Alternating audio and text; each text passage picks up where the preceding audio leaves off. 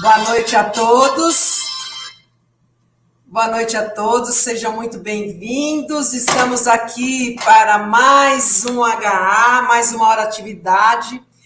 E no dia de hoje, é lógico que num fechamento de ano, com tantas coisas acontecendo além da pandemia, mas tantos projetos, tantos programas, na semana em que nós vamos fazer as boas práticas de todos esses projetos que desenvolvemos esse ano no Conectando Jacareí, não poderia faltar um tema que é um tema extremamente importante para aquele que imagina a transformação através da educação, que é o protagonismo, né? Quando a gente fala que é fundamental que nós, educadores, que os programas venham para oferecer um solo fértil para os nossos alunos, através da criatividade, do empreendedorismo, da inovação, da imaginação, para despertar os talentos dessas crianças e eles irem encontrando o seu propósito de vida, para serem agentes transformadores do Estado, segundo o Althusser já colocou isso, e a gente sabe o quanto a escola, num bairro, se integrada com a comunidade, com o território educativo, se abre espaço para o protagonismo do coletivo através do projeto político-pedagógico e de todas as ações integradoras, o quanto essa escola pode trazer uma série de benfeitorias e muita qualidade de vida para aquele bairro. Quantos no bairro não chegam na escola para, através da escola, através dos filhos, levarem situações que passam a fazer parte de todas as prioridades do trabalho pedagógico na escola? Por quê? Porque aquilo que a gente trabalha na escola, ele não pode ser desassociado do dia a dia das nossas vidas. Não é uma coisa na caixinha, separado, que depois, quando você está no dia a dia, você fala, nossa, onde que eu aprendi isso? Não existe. E dentro dessa linha dos programas, e esse ano nós estamos conectando, o protagonismo tem sido, ao longo desses anos, e principalmente esse ano e o ano passado, por conta da pandemia, que inclusive os pais foram protagonistas de toda essa ação que nós tivemos que fazer no remoto e agora no retorno presencial, o protagonismo, ele ficou extremamente evidente da importância. Porque esse aluno é um aluno ativo, essa comunidade é uma comunidade ativa, que tem voz, que tem escuta para eles.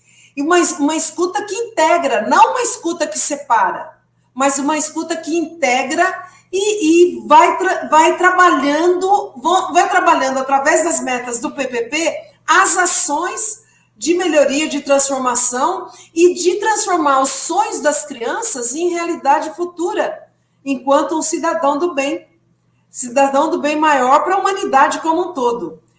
Todos nós que aqui estamos, com certeza, tínhamos sonhos quando éramos crianças.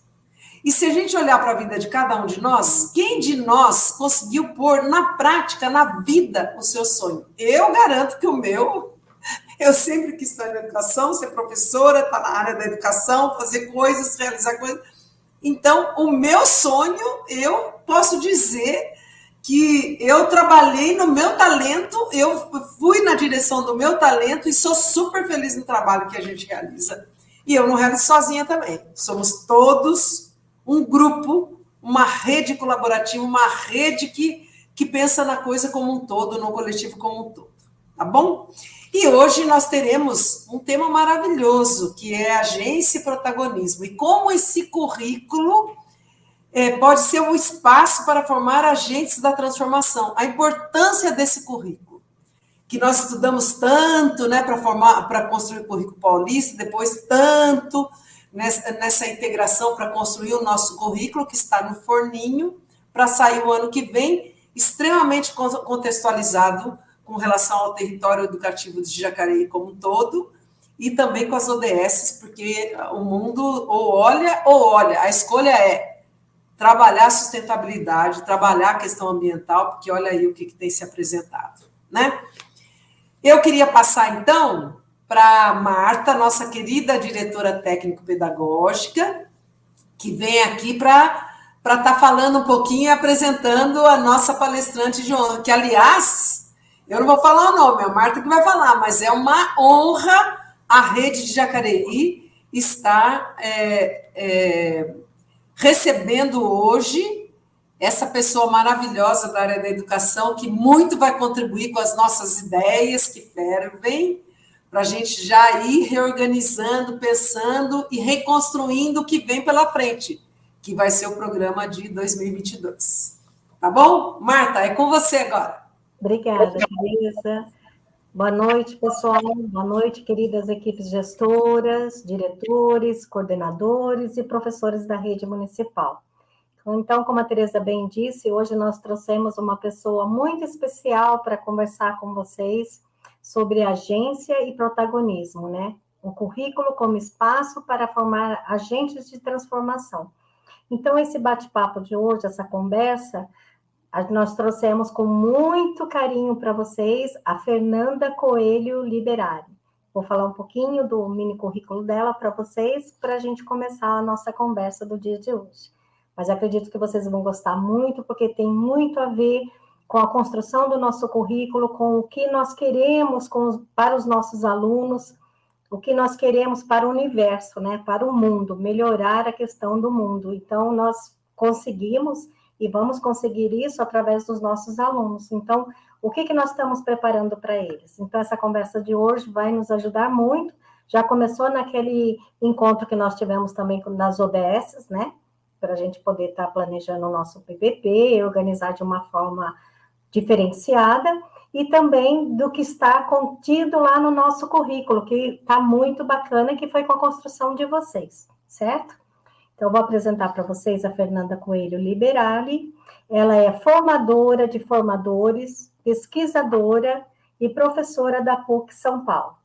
Possui graduação em Letras pela Universidade Federal do Rio de Janeiro, mestrado e doutorado em Linguística Aplicada e Estudos da Linguagem pela Pontifícia Universidade Católica de São Paulo. Pós-doutorado pela Universidade de Helsinki, pela Universidade Livre de Berlim e pela Rutgers University. Então, Fernanda, seja muito bem-vinda para a nossa conversa de hoje e é um prazer imenso tê-la aqui conosco. É com você. Prazer é meu, Marta. Muito obrigada pelo convite, pela possibilidade de estar aqui com vocês hoje. Queria agradecer a Ana, também a Tereza, toda a equipe que tiveram essa acolhida tão carinhosa para o meu trabalho, para a minha prática. Eu fico muito feliz de saber que vocês trabalham com pessoas que eu gosto muito, como a Sayuri, a Regina, Maria Regina. Então, eu fico muito feliz de estar aqui com uma equipe com várias propostas e uma energia tão positiva que é lançada sobre projetos tão relevantes. Eu fico muito feliz de estar aqui com vocês hoje. Muito obrigada pelo convite. Nós também. Seja bem-vinda, então. Muito obrigada. Com você a palavra. Muito obrigada. Então, eu vou começar, e por uma questão de garantir os aspectos de acessibilidade, eu vou me descrever para vocês, porque assim a gente consegue atingir mais pessoas também e dar acessibilidade a todos. Eu sou uma mulher cis branca, de ancestralidade indígena e europeia e africana, tenho cabelos pretos curtos, olhos castanhos, e eu estou com um vestido preto, com as bordas brancas, brincos e colares de pérola, e ao fundo eu tenho uma estante com livros e os meus bonecos do Marx, do Vygotsky, do Freud, dentre outras várias coisinhas sobre a minha estante. Então, essa é a minha descrição, e a gente passa, então, agora para conversar um pouco sobre essa questão da agência e do protagonismo. Talvez alguns de vocês hoje até se espantem com algumas coisas que eu vou falar sobre protagonismo. Espero que sim,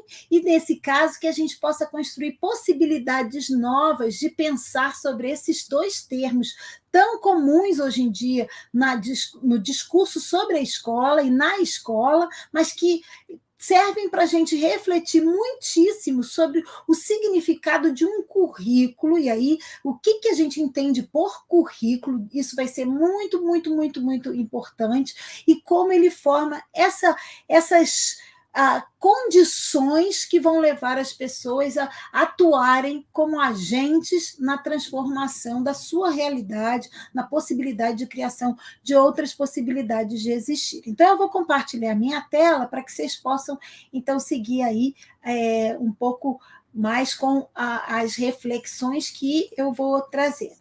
Bom, espero que vocês estejam já aí começando a ver a primeira tela, que é uma tela com o meu e-mail e o título do trabalho. Estou vendo que já estão aí assistindo. Então, essa fala que eu vou fazer é uma fala que é do meu grupo de pesquisa, né, pautada nas ideias do meu grupo de pesquisa, que é o LACE, Linguagem e Atividades no Contexto Escolar, e todas as pesquisas e os exemplos de projetos que eu vou apresentar aqui, foram desenvolvidos na PUC São Paulo, onde eu sou professora no programa de formação de formadores, o FORMEP, na Linguística Aplicada Estudos da Linguagem, o LAEL, e no currículo, o SED, que eu tenho muito orgulho de ter agora me juntado a esse programa também, que foi o programa em que Paulo Freire atuou. Então, eu tenho muita alegria de estar aqui hoje conversando com vocês, e eu trouxe alguns temas para organizar a minha fala. Primeiro,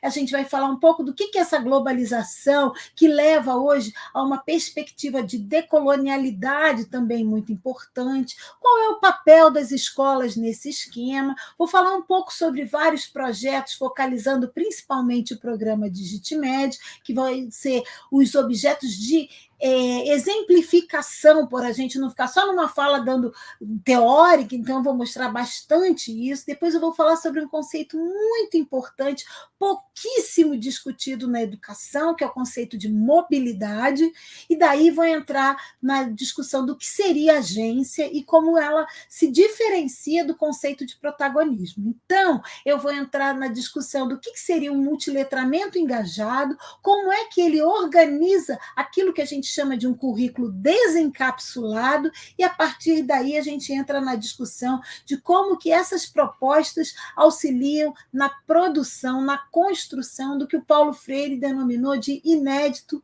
viável. Então, vamos nessa brincadeira juntos. Se a gente tivesse presencial, vocês estavam aqui dialogando comigo, falando, eu ia fazer muitas perguntas, mas aqui é mais difícil fazer isso, né? Porque eu teria que acompanhar o chat, e isso não é tão fácil nesse meio que a gente está. Mas, de qualquer maneira, eu convido a todos para que comentem no chat, que no final eu vou olhar. Eu sempre gosto de dar uma olhadinha para a gente poder conversar juntos, tá? Então, façam muitas perguntas, dúvidas, escrevam ali, a gente vai dialogando na medida da possibilidade desse meio que a gente está usando. Bom, então o que eu estou querendo dizer que seria essa coisa chamada de globalização? Eu estou partindo para discutir globalização principalmente a partir da distinção entre globalização excludente e globalização possível. Já Hamilton Santos vinha trazendo essa ideia de uma globalização que seria uma globalização para excluir, para destruir com as pessoas, né?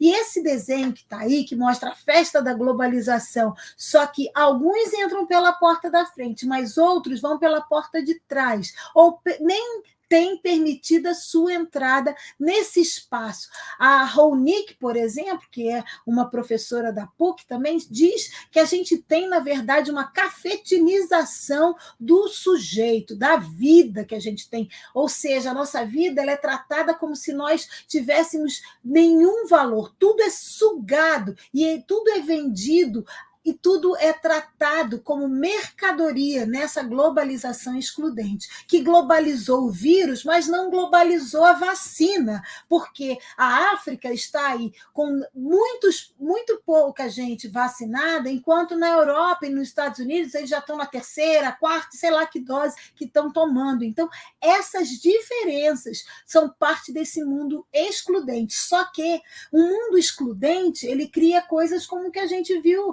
acontecer agora, uma nova cepa vinda da África, onde a vacina não está sendo dada e onde há proliferação de novas cepas que se espalham também globalmente, mas novamente atingirão pior aqueles que já são vulneráveis. Então, a globalização excludente é esse processo que o tempo inteiro coloca alguns como marginais, alguns como aquilo que o Eduardo Galeano chamava de os ninguéms, aqueles que são à margem, aqueles que são descartáveis, como chama a Judith Butler. Então, quando a gente fala em uma globalização, a gente está falando do quê? Quando a gente diz que o vírus foi globalizado, eu lembro no início da pandemia que diziam o coronavírus é democrático, não, porque quem morreu foram os pobres, pretos e periféricos. Então, essa é uma visão de globalização que está aí na base da nossa vivência do dia a dia em inúmeros aspectos. A gente diz, agora a gente tem acesso a isso, acesso àquilo. A gente viu o acesso que teve, a gente viu como houve uma necropolítica que deixou alguns à margem, os velhos, os negros, a comunidade LGBTQIA+, todos esses ficaram à margem do acesso à comida. Hoje a gente recebeu a notícia na Folha de São Paulo de pessoas na fila do hospital que estavam lá com fome. Eu vi uma reportagem dizendo de uma pessoa grávida que estava há 2 dias sem se alimentar porque não tinha dinheiro. Então, esse tipo de vivência mostra essa globalização que exclui. Então, enquanto alguns têm acesso àquele queijo famoso que vende na Suíça porque está globalizado, outros não têm acesso ao mínimo necessário.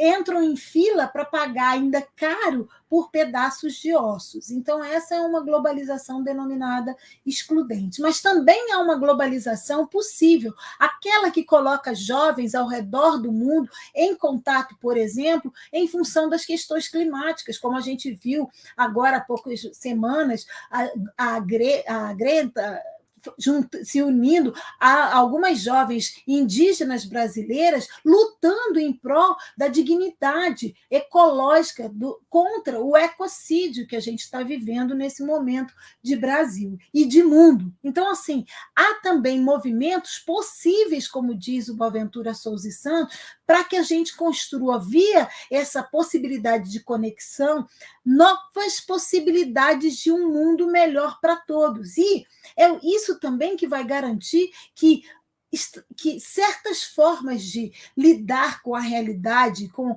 as exclusões, fiquem um pouquinho menos fáceis, porque está muito fácil excluir, está muito fácil matar, está muito fácil destruir. Então, o que a gente precisa pensar é nessa globalização para aquilo que o Supiô chama de uma justiça social, que gere movimentos em prol de uma justiça social, uma justiça ecológica ampla, que garanta, como diz sempre o Krenak, que a gente possa viver em harmonia com essa terra, que a gente possa experimentar o bem viver, e não a exploração da vida e da terra.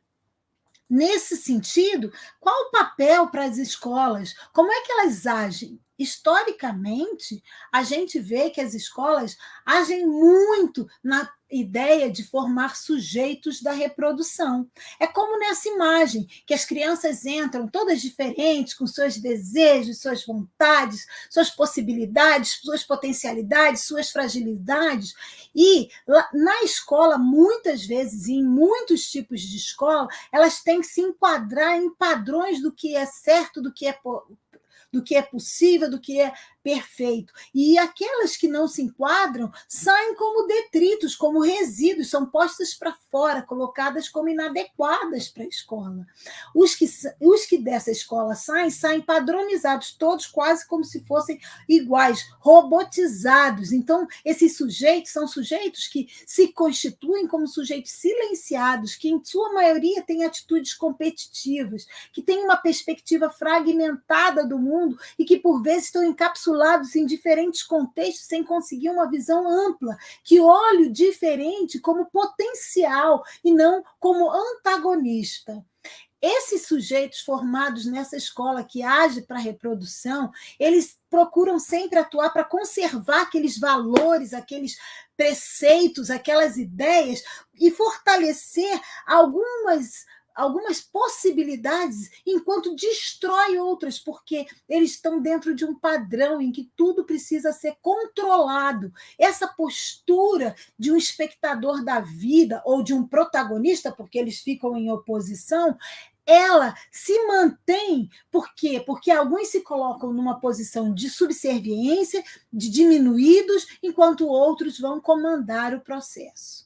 Essa é uma forma de atuar que está muito presente nas escolas. Às vezes é o modo de operar da escola, às vezes é o modo de operar de alguns sujeitos no espaço escolar. E às vezes é o desejo de alguns pais que viveram isso e que acham que essa seria a melhor opção para seus filhos e para uma sociedade que entre dentro das caixinhas pré-determinadas por alguns valores que alguns têm e tomam como sendo as verdades. Porque um dos grandes problemas que a gente tem na nossa sociedade é tomar um valor como verdade.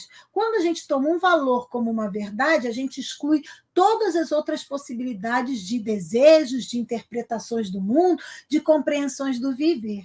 Então, essa é uma visão de escola. Uma outra visão de escola é aquela que acredita que vai formar os sujeitos para que eles se adaptem à sociedade. Sujeitos resilientes, aqueles que conseguem fazer o que é esperado deles, que são responsáveis. Claro que é bom ser responsável e proativo. A questão é, isso não é suficiente. Esse sujeito que se adapta, que está sempre mudando e flexível a tudo que pedem, faz na velocidade daquilo que é demandado, cria, não se sabe nem de onde, que são vistos como eficientes, focados, responsáveis, flexíveis, rápidos para mudar, não necessariamente assumem uma postura de avaliação crítica das condições de trabalho e de vida às quais eles são colocados. Por exemplo, a gente viu isso em muitas escolas. Quando a pandemia surgiu e todos nós fomos para o ensino remoto, o que aconteceu? Muitos professores trabalharam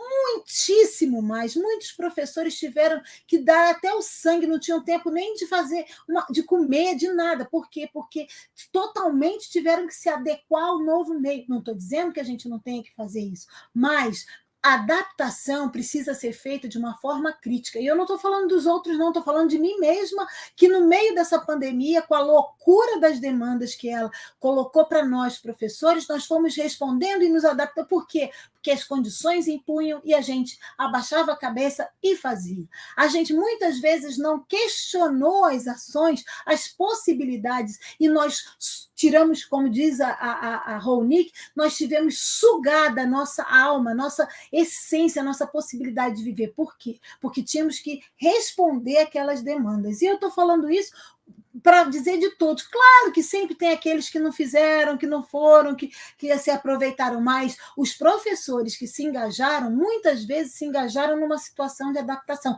E o pior é que esperaram essa situação de seus alunos, sem considerar, muitas vezes, nem para si, nem para o outro, um momento de sofrimento, de dor, de perda, de ansiedade, de medo que toda essa pandemia gerou. Então, um contexto de adaptação supervaloriza esse sujeito que faz isso sem criticar, sem avaliar, sem se colocar frente a demandas que nem sempre são as melhores ou as mais adequadas, porque não foram tomadas como uma decisão do coletivo. Então, essa escola está aí, está muito forte, ela é uma escola que responde às empresas, indústrias, de uma forma muito positiva, porque prepara esse sujeito para ser o explorado que responde a tudo e ainda se sente feliz com isso, porque vai ter algum tipo de recompensa por ser visto como resiliente, aquele que consegue, que atura, que aguenta e segue em frente. O que a gente está falando aqui não é disso, e eu não estou nem falando contra a pessoa ter força, ter perseverança, ter vontade, ter responsabilidade, ter flexibilidade. Tudo isso é bom, se essa pessoa também tem criticidade. O que a gente está falando aqui e o que eu estou propondo é uma educação que, nos moldes do Paulo Freire, forma sujeitos para transformação, forma sujeitos críticos, que vão pensar de forma libertadora, que vão pensar fora das caixinhas e das imposições, considerando a realidade na qual eles estão inseridos, mas saindo dessas cápsulas, buscando as brechas ou as gretas, como diz Catherine Walsh, para construir o algo novo, aquilo que é possível, apesar de todas as dificuldades. Esse sujeito de transformação, ele tem clareza da sua condição histórica, como sujeitos que estão no mundo vivendo práticas que precisam revolucionar as condições de injustiça social nas quais as pessoas se colocam.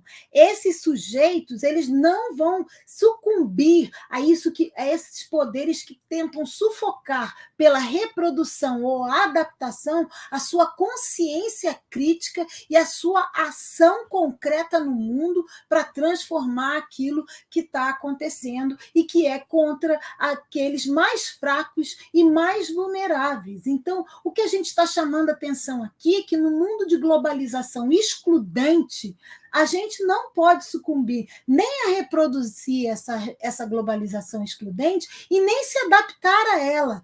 Aceitar que uma mulher seja diminuída ou seja tratada como inferior por um homem, que uma pessoa negra fique desconsiderada, que uma criança negra tenha seu cabelo diminuído porque não é o padrão liso que alguns acham que é o adequado, achar que uma criança, porque ela tem uma escolha que é para brincar de boneca e sendo menino, ela vai ter que ser diminuída ou vai ser tratada diferente, ou se a criança está num universo outro, qualquer que seja ele, se ela é surda, se ela é cega, não importa. Como é que esses que são colocados em situações vulneráveis são considerados dentro da educação para que a gente construa uma sociedade de transformação das condições de injustiça, de falta de cuidado com o outro. Bom, eu falei para vocês que eu ia mostrar, para exemplificar o que eu estou teorizando, alguns projetos, então vou mostrar alguns. Como é que esses projetos constroem currículos para essa visão transformadora? Porque eu posso ensinar matemática, história, geografia, se eu não ensino isso para viver e quebrar com padrões que colocam os pobres na pobreza tamanha que eles passam fome e vão para um hospital precisando de comida, a gente, então, não está. Essa educação de um cabeção cheio de ideias, como diz o Webb, ou como dizem outros pesquisadores da teoria crítica, essa educação que forma pessoas que têm uma inteligência cognitiva, conceitual ótima, mas que não conseguem ver o outro e de alguma maneira, se humanizar na perspectiva do outro para entender dialogicamente seu sofrimento, esses, eu sinto muito, mas eu acho que constroem, na verdade, uma grande ignorância da ideia de um bem viver, do Ubuntu africano.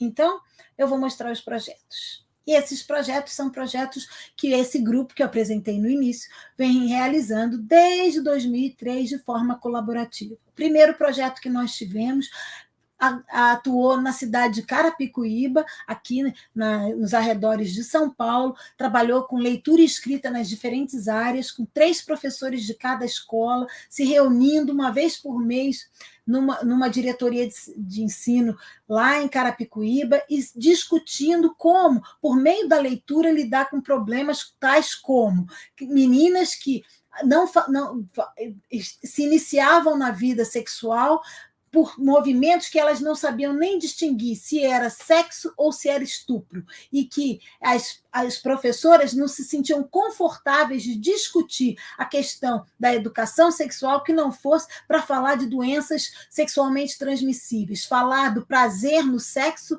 ou da violência sexual era considerado um tabu. E esses professores unidos conseguiram formar grupos em que, ensinando matemática, história, geografia, ciências, todas as áreas, eles se reuniam e discutiam temáticas como essa, por exemplo. Práticas em que as crianças, mesmo pequenininhas, como vocês veem na foto, aprendem com o movimento, com o gesto, por exemplo, a guiar uma pessoa cega, aprendem a ver a diferença, brincam, vivenciam a experiência do mar, de cruzar fronteiras e viver experiências que talvez fossem vistas como inacessíveis para elas. Experiências como de uma escola que teve 2 crianças mortas dentro da sua casa, queimadas pelo fogo, que que a casa pegou fogo porque tinha ligação de gato irregular e que a escola se moveu para desenvolver projetos para pensar na geração de energia, fazendo gato, mas um gato que não gerasse problemas de eletricidade que levassem à morte das crianças, mas também discutindo a conta de luz e como fazer para pagar a conta de luz, economizar energia e assim por diante. Então, esses projetos aconteceram de 2003 a 2013, e a partir de 2011, por várias razões que eu não vou entrar aqui, a gente teve que descontinuar e começamos por conta desses projetos, um grande processo junto à Prefeitura de São Paulo, no qual trabalhamos com todas as diretorias para trabalhar a ideia da gestão em cadeia criativa, uma gestão que envolvia desde a Secretaria da Educação, passava por todas as diretorias, refletindo sobre as suas atividades e como elas se ligavam aos ideais da Secretaria, a cada escola refletindo sobre o que a comunidade precisava, quais eram as suas demandas, quais eram os seus desejos, como isso se refletia no currículo de História, Matemática, Ciência e Geografia, e como se conectava às demandas, aos desejos da diretoria, e se conectava às demandas, aos desejos, às necessidades da secretaria, e como isso ficava num movimento criativo de o tempo inteiro se transformar e engajar toda a comunidade escolar na criação de propostas curriculares e propostas agentivas em que pais, professores, alunos, coordenadores, formadores da diretoria, secretária de educação, diretoria de ensino, todos se engajavam para construir algo que fosse efetivamente parte do fazer da escola. Esse projeto durou por bastante tempo, depois foi descontinuado por conta de mudança de governo, mas se manteve em algumas das diretorias, inclusive com o conselho escolar. A partir, de 2013, fizemos projetos, o projeto que é o nosso projeto do coração, que foi o DigitMed, que, na verdade, em 2020 foi descontinuado devido ao coronavírus, que trabalhou justamente num projeto de desencapsulação curricular. Alunos, professores, pais e gestores se reuniam uma vez por mês na PUC, vindos de escolas públicas, de periferias bem pobres, vindos das escolas mais caras de São Paulo, vindo de escolas de surdos, de escolas com haitianos, de escolas com crianças com algum tipo de deficiência física ou mental, todo tipo de criança e jovem, e pais, e diretores, donos de escola se reunindo nesses pequenos grupos para repensar o currículo de uma forma desencapsulada. E eu vou mostrar vários exemplos disso para vocês. E agora, por conta da pandemia, o DigitMed foi descontinuado, nós iniciamos o projeto Brincadas, que de apoio financeiro com cesta básica, com reconstrução de casas em comunidades indígenas, passando por um apoio psicológico pela Brincada do Ouvir, trabalhou vários projetos de formação de escolas bilíngues no Rio de Janeiro, junto à SEDUC para falar sobre educação antirracista, junto à formação em bairros para discutir como os bairros e como a comunidade pode ser reconstruída, junto a jovens de diferentes idades e de diferentes locais para pensar a arte e a cultura, formando cineclubes dentro de comunidade indígenas e diferentes espaços, trabalhando cursos de multiletramento na escola. Esse foi o nosso grande projeto. Então, todos esses projetos, de alguma maneira, vocês vão ver neles marcado essa formação do sujeito para que ele possa se tornar um agente transformador e para que a gente possa vislumbrar modos como a escola pode desenvolver mecanismos, instrumentos para que todos os professores de todas as áreas possam atuar na construção de um mundo melhor para todos, e não para alguns, e não para a exclusão. Então, para nós, uma palavrinha é central nessa discussão, que é o conceito de mobilidade. Mobilidade é a condição das pessoas que vão poder circular em múltiplos lugares com a sua condição física, psicológica, afetiva, cognitiva, conceitual, atitudinal, toda ela sendo trabalhada de forma intencional e consciente para alcançar os seus desejos, as suas possibilidades de criar com o outro. Então, a gente vai entender um pouquinho disso a partir do conceito de repertório. O que seria um repertório e como a gente pode, qual a relação disso com a mobilidade? Para se ter mobilidade, é preciso antes desenvolver e ampliar o repertório. Se eu só convivo aqui na minha rua, com essas pessoas todas aqui da minha rua só vejo o mesmo canal de televisão, só brinco das mesmas coisas, só faço as mesmas atividades, só uso o mesmo ônibus, só vou nos mesmos lugares, o meu repertório de compreensão da vida e do mundo e de ação, ele é muito limitado. Quando eu abro espaço para conhecer muitas formas de viver diferentes, eu passo a viver múltiplas histórias e ampliar meus recursos potencialmente possíveis de serem acionados quando eu estou em diferentes situações da vida. Se eu só vejo filme de um único ator, com um único autor, com uma única forma de trabalhar, se eu só vejo desenho animado, o dia que eu vi um filme com pessoas, eu vou me surpreender, eu não vou entender. Então, o que a gente diz de um repertório ampliado é a gente criar para os alunos várias práticas em que diferentes visões apareçam. Então, se eu vou trabalhar, por exemplo, com crianças pequenas, ir para a cama, a hora de dormir. Eu vou brincar de ir para a cama, mas eu vou mostrar como é que vai para a cama na China, como é que vai para a cama no Nordeste, como é que vai para a cama num apartamento muito chique lá de São Paulo, do centro de São Paulo, como é que vai para a cama lá na comunidade indígena, em Tecopial, aqui no Jaraguá, como é que vai para a cama lá em Ubatuba, no grupo, na comunidade quilombola, como é que vai para a cama em Jacareí, no bairro X, como é que vai para a cama na Europa, na Itália, na província de sei lá o quê, como é que vai para a cama na Antártida? A criança amplia suas possibilidades de compreender o ir para a cama. Será que todas as formas de se ir para a cama são... Todo mundo escova dente antes de ir para a cama? Todo mundo toma um leitinho? Todo mundo reza? Todo mundo lê um livro? Todo mundo se joga na cama só e dorme? Todo mundo fica correndo e uma hora cai? Quais são as práticas de ir para a cama que acontecem? Quando eu tenho acesso a isso, quando eu discuto isso, eu não estou discutindo só ir para a cama, eu estou conhecendo modos e culturas diferentes, eu estou trabalhando diferentes perspectivas de agir, eu estou lendo textos, estou vendo imagens, estou calculando possibilidades. Isso amplia o meu repertório, as minhas condições de pensar como é que eu quero ir para a cama, para dormir, para fazer a leitura, para conversar com a pessoa do lado. O que eu vou fazer? Como é que eu penso nisso? E quais são as várias possibilidades de uma criança quando ela decide que vai para a cama à noite? Como é que é a relação dela com os pais? Então, isso é uma das práticas que a gente faz muito fortemente com crianças pequenas, ampliando as possibilidades que ela tem e aí engajando, inclusive, a criança na possibilidade de usar esse espaço como um espaço de conexão entre a família, um espaço de leitura coletiva, um espaço de trocas de experiências, de carinho, de contato, de troca de contar histórias entre a família.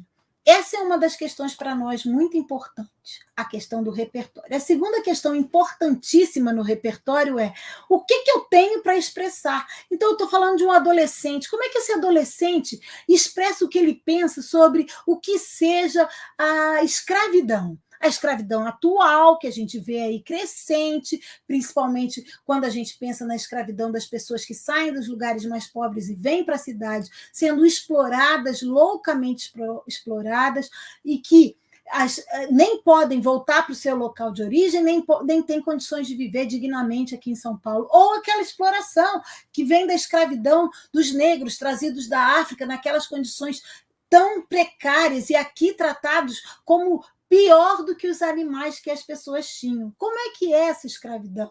como é que os jovens vão usar diferentes modos para falar disso? Eles vão usar gestos, eles vão usar palavras, eles vão usar expressões faciais, eles vão usar mímica, eles vão usar que recursos para significar o mundo? Isso é muito importante. A gente fica pensando, a gente tem que ensinar física, química, matemática, mas como que ele vai expressar aquela ideia da física, da química, da matemática dentro de uma perspectiva que seja plural e possível para ele se expressar?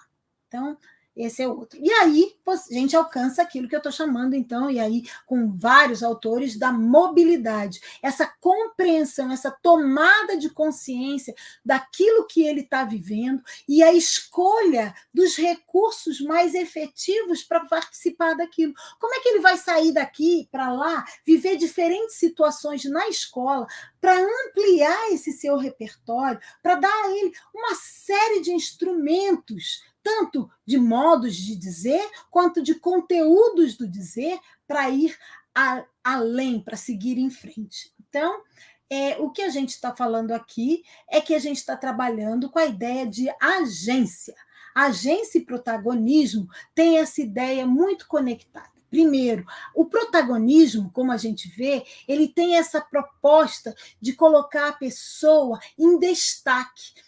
Está em destaque em uma situação, um acontecimento, ele assume o papel mais importante, enquanto outros, eles assumem a característica assim do antagonista, porque se tem um protagonista, você tem que ter um antagonista. Essa ideia coloca aí numa relação muito, muito complicada esses dois sujeitos que estão em relação. Coloca num papel muito fragilizado aqueles que estão no lugar de coadjuvantes, porque um se sobressai, enquanto os outros ficam com menos valor. Essa ideia do protagonismo, ela pode gerar também a ideia de um combate, uma luta para ver quem é que é o principal, o melhor, o mais qualificado. Então, a gente se opõe a isso colocando o conceito de agência, ou seja, como pessoas em diferentes contextos, todas juntas, não se opondo uma à outra, não como antagonistas e protagonistas, não como protagonistas e coadjuvantes, mas todos como agentes, dominam intencionalmente sua própria vida, dominam as condições em que eles têm com mobilidade e participam de forma responsável, responsiva nas várias situações. O conceito de agência faz a gente necessitar também, às vezes, de colocar um qualificador, porque eu posso desenvolver uma agência relacional, que são aquelas pessoas que agem para contribuir com o outro, para gerar para o outro uma percepção das suas potencialidades, mas também das suas fragilidades e buscar apoio. Pode ser uma agência que a gente chama de crítico-colaborativa, que envolve os participantes na produção conjunta de várias possibilidades, e todos juntos vão poder crescer e ir além daquilo que eles podiam anteriormente. Podemos falar também numa agência que a gente chama de transformadora, em que as pessoas vão ter autoridade e autoria para trabalhar suas próprias vidas e modificar as realidades. Ou uma agência desencapsulada, em que aqueles que são colocados como alunos podem ocupar o espaço de professor, e os que estão colocados como professor podem ocupar o espaço de alunos, criando uma possibilidade de transformar suas condições. Nessa direção é que a gente traz, então, o multiletramento engajado como uma proposta que a gente diz que é de desencapsulação curricular, que é para a gente pensar fora dos limites das disciplinas, das referências, das fontes, dos livros, dos papéis, podendo ampliar cada vez mais a potencialidade de fazer e de agir das pessoas. No multiletramento engajado, a gente captura a realidade, essa é a base para agir. Depois a gente trabalha com uma ecologia de possibilidades de compreender essa realidade, com vários conhecimentos de várias áreas, e daí a gente vai fazer uma proposição de intervenção no contexto. Para isso, a gente vai usar o brincar. A gente vai trazer esse sujeito para participar de diferentes situações da vida que tem também nelas várias formas que reproduzem a realidade, mas de uma maneira diferente, de uma maneira que cria a possibilidade de viver aquilo que ele não é, sendo quem ele pode ser. Então, ele vai se transformar por meio da sua imaginação. É trazer a imaginação para dentro da sala de aula. E eu estou vendo aqui que o pessoal está me pedindo que eu tenho mais alguns poucos minutos, então vou dar o exemplo bem rapidinho, gente.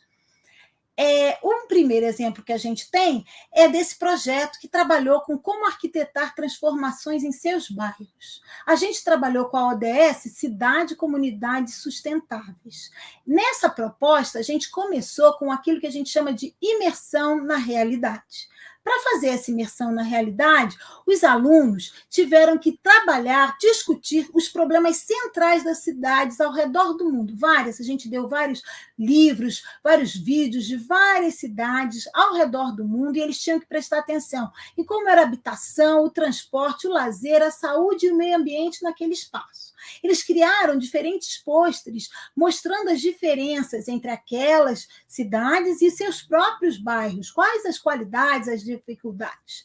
A partir disso, eles foram para um projeto de investigar as necessidades dos seus bairros. E aí, o que eles fizeram? Eles criaram infográficos buscando informações com os colegas da escola que avaliaram a qualidade da educação, do lazer, aquelas categorias na sua cidade, criaram esses infográficos e transformaram tudo isso em um data wall que representava essas características em seus bairros. Então, eles fizeram uma imersão na realidade. Eles perceberam o contexto no qual eles viviam e isso se tornou objeto das aulas de matemática, história, geografia, ciências. Daí, eles passaram ao que a gente chama de construção crítica de generalizações.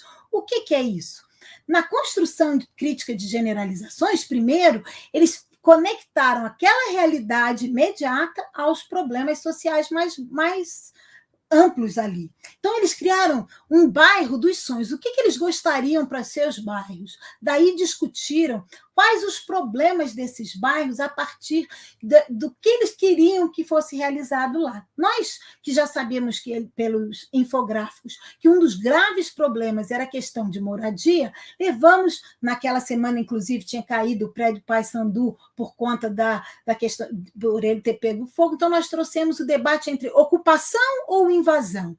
E aí trabalhamos com diferentes conceitos do que seja ocupação, invasão, posse, propriedade, diferentes depoimentos de vários personagens, donos de prédios próximos à ocupação, os donos do local ocupado, o pessoal do movimento que ocupou, as pessoas que moram lá, e a partir dessa gama variada de compreensões, eles passaram a performar diferentes situações e soluções para bairros em que eles viviam, todas elas relacionadas à questão da habitação. Eles, então, fizeram diferentes movimentos, criaram diferentes possibilidades do que poderia ser. Fizeram o papel de diferentes políticos em diferentes situações, estudaram sobre os candidatos, se posicionaram como diferentes candidatos, lendo o programa político de todos os candidatos para as diferentes áreas que eles tinham no ano de 2018, durante as eleições.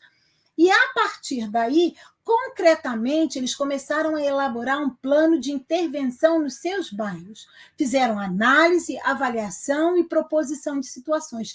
Criaram módulos bem artísticos, bem performáticos, a partir dos quais eles podiam avaliar os problemas e gerar soluções para aqueles problemas. Fizeram propostas concretas para o bairro e escreveram, inclusive, de forma coletiva, um manifesto pensando sobre as questões do bairro e como eles poderiam repensar, agir em relação a isso. Como uma última exemplificação, vou mostrar para vocês aqui um vídeo que mostra essa prática, esse desenvolvimento dentro do projeto. Então, agora vocês vão assistir um pequeno vídeo.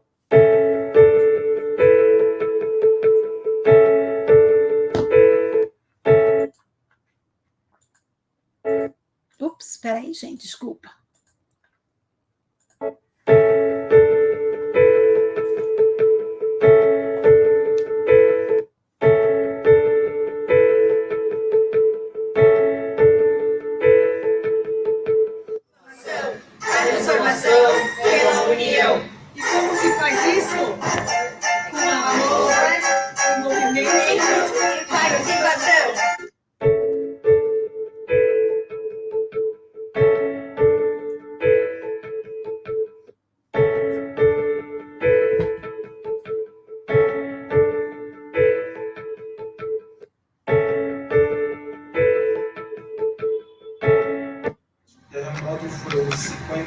3 segundos. Uns 50, mais ou menos 53 segundos, o rico já fica pobre, não tem nada, perdeu casa, carro, tudo perdeu. E isso me lembra isso quando as pessoas dão fogo no papel. Infográficos são esse tipo de textos aqui que misturam as imagens com gráficos, com dados. Aqui fala sobre um pouco da poluição. Não somente o entorno do Rio, mas toda a cidade, que esses são os de hospitais, que aqui está dizendo que 109 bilhões foram para os hospitais.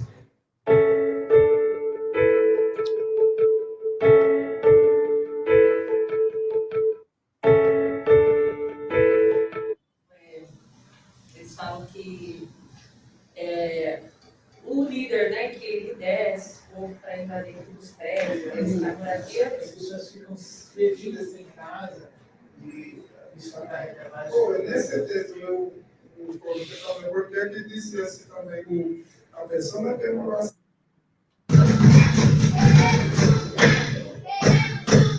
Sai daqui! É tudo mesmo lugar!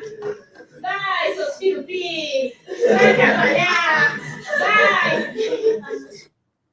Só comentando a discussão que nós tivemos rapidinho aqui. Esses nós encontramos os pensadores do Locke e o Rousseau. O Locke, ele traz um pensamento que defende mais a propriedade privada e o Rousseau, ao contrário, que defende a ocupação, o direito à ocupação. E aí, nós pensamos no meio termo, que é o Bakhtin, que ele defende o diálogo e que ele diz que a relação do eu com o outro se constrói com a alteridade e é através do diálogo que a gente consegue isso. E aí, para finalizar, vou deixar a frase do Paulo Freire para a gente pensar, que ele diz que nós precisamos ter esperança, só que do verbo esperançar, porque a esperança do verbo esperar espera. E a gente precisa se indignar, lutar e correr pelo outro e por nós.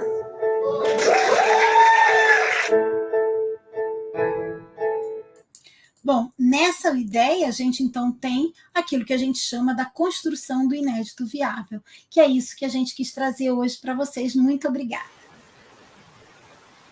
Liberale, nossa, é um prazer tê-lo em nossa rede, é um presente. Por mim, eu ficaria horas te escutando, e a temática que você traz é super importante. Eu acho que para a nossa ação enquanto secretaria, enquanto rede, né, não só os professores em sala de aula, mas é um pensamento enquanto rede, porque se a gente está falando de rede criativa, como você traz, não são ações só dos professores, com certeza é de uma ação da rede toda.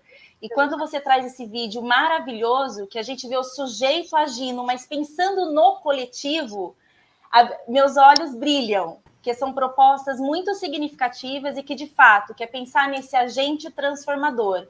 Então, eu aproveito muito cada segundo que você esteve aqui conosco, porque é um presente ter uma pessoa tão especial, uma referência aí na área da educação e que veio dialogar e compartilhar esse conhecimento com tanto entusiasmo. A gente é muito grato e acho que a Olivia vai trazer uma palavrinha também. Professora, gostaria também de agradecer muito, tá? Eu posso falar que eu sou muito grata, mas você, essa noite, você nos inspira mesmo, tá?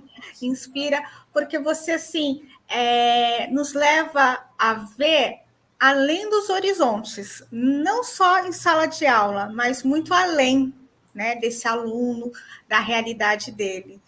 Eu tenho certeza que essa noite você contribuiu grandemente, não só na minha formação, né, mas na formação de todos os professores dessa rede que pensam muito mais do que a sala de aula desses alunos. Né? Você pode ter certeza que você deixou essa marquinha nas nossas mentes hoje, você deixou essa pulguinha, né, para a gente buscar mais, contribuiu enormemente e trouxe aí não só a teoria, mas você mostrou essa prática acontecendo, né, que é possível fazer tudo isso, é possível sonhar, é possível buscar, é possível entrar na realidade de cada aluno, construir, ele ser esse protagonista no dia a dia dele, mas ele transformar todo esse conhecimento dele numa ação, num agenciador, né? Eu acho que uma linha dela, né, Olivia, que marca muito, é que tanto as lives quanto os textos são sempre bem provocativos. Então, faz a gente sair um pouco do nosso lugar e pensar na educação para todos, né? Porque não é tão simples assim. Eu acho muito bonito quando você entra na live pensando na questão da inclusão, você se descreve. Então, assim, é pensar em cada ser que está ao nosso lado, né? Todo e qualquer indivíduo merece ser respeitado. É pensar na diversidade, agir no coletivo, respeitando a diversidade. Maravilhoso. E daí deixar essa pulguinha mesmo. O que mais eu posso fazer? O que mais eu posso contribuir? O que eu posso fazer pelo meu aluno? Será que eu estou fazendo tudo? Será que eu conheço mesmo a realidade dele para estar provocando essa transformação? Sim, uma coisa que é bem importante pensar a gente não precisa fazer nada mirabolante, só precisa usar o que a gente já tem, só que precisa olhar para o mundo, é o que Paulo Freire falava, não tem muito mistério, é fazer imersão na realidade do aluno. Se eu trago as crianças ali no exemplo, né, professora, elas partem da situação real, né, e começam a discutir a partir de uma situação que está no território delas. Exato, mas veja quantas coisas eles tiveram que ler. Eu gosto de botar aquele exemplo do final, porque aquela menina é uma aluna, só que eles leram para entender a questão de posse e propriedade, leram Locke, leram Kant, leram tanta gente, no final ela faz uma síntese brilhante, mas não foi só ela. Os outros também, naquelas performances, trazem questões, brincando, mas seríssimas, que reproduzem situações da vida, que eles têm que achar soluções para elas. E isso eu acho muito importante. O aluno se torna realmente um agente que reflete sobre aquilo que está acontecendo no mundo. E pensa que os saberes são instrumentos para isso, que as experiências escolares vão, pouco a pouco, construindo as condições para que eles possam tomar decisões, mas não aquelas decisões absolutamente fechadas, decisões amplas, que ele vê para além de si. E às vezes o pessoal fala assim, você vai falar, tem a discussão, é terra plana, terra redonda, terra o quê? Não importa, você traz todas as possibilidades, porque assim o aluno tem acesso a tudo, e ele vai precisar refletir o que é que ele acha a partir da discussão de tudo isso sobre essa questão, e assim como outras, e todas as implicações que isso vai ter para a vida dele. Tá bom, se você então pensa assim, como é que você vai lidar com isso? Se você pensa assado, como é que você vai lidar com isso? É preciso que a gente entenda e tenha coerência em relação às ações que a gente toma, e a gente começa isso desde pequenininho, quando ensina, por exemplo, como escovar o dente, como tomar café. Todas as coisas que a gente faz são objeto de ensino. E elas a gente estava discutindo esses dias na rede, no encontro dos coordenadores, né, que toda ação tem a ver com a ética e com a política, né, que é um pouco isso que você está dizendo, né? Então, eu sei disso, da função do A e do B, e qual que eu tomo a atitude, mas eu tenho que tomar consciente. Né? Que eu decidi fazer o certo, eu decidi fazer o errado, mas eu preciso estar consciente disso. E eu vou dizer mais, Ana, não sei nem se eu colocaria como certo e errado. Eu decidi fazer isto ou decidi fazer aquilo, porque o aquilo... A vida é tão dialética, né? O outro pode ser certo. Eu não estou dizendo que é justo. Estou dizendo que para cada um o que é certo ou errado vai variar. E cada um vai ter que assumir as consequências das suas escolhas, frente a uma visão do que é justo. E a gente precisa pensar, isso é justo? Eu posso até tomar essa decisão, mas isso é justo com a comunidade mais ampla? Não só comigo, porque comigo provavelmente deve ser. Às vezes não, mas na maior parte das vezes é justo comigo. Mas às vezes é bem justo com o outro. E é nesse sentido que a gente precisa pensar. Quando a gente olha as madeiras saindo lá pelo rio, né, da Amazônia, eu fico pensando, é justo talvez para quem está vendendo aquela madeira e está conseguindo sobreviver porque está conseguindo vender a madeira? Pode parecer justo, mas é justo com o mundo, com a terra, com as comunidades indígenas, com a respiração, com a possibilidade de futuro das pessoas? Talvez não seja justo. Então, é essa implicação do meu fazer, do seu fazer, que a gente precisa ter em conta quando a gente está ensinando. E o aluno, não adianta a gente... Se você, não vou ensinar isso, porque o aluno assim, ele não vai saber, não vai fazer... Ele vai saber, uma hora vai chegar para ele isso. Então, é melhor ele saber no ambiente da escola, que é um ambiente de reflexão, de discussão, de problematização, do que ele ouvir isso na rua, solto, que ele nem vai ter condições, às vezes, de fazer uma reflexão crítica sobre as implicações daquilo, uma leitura mais aprofundada daquilo. Então, tudo que é da vida é da escola.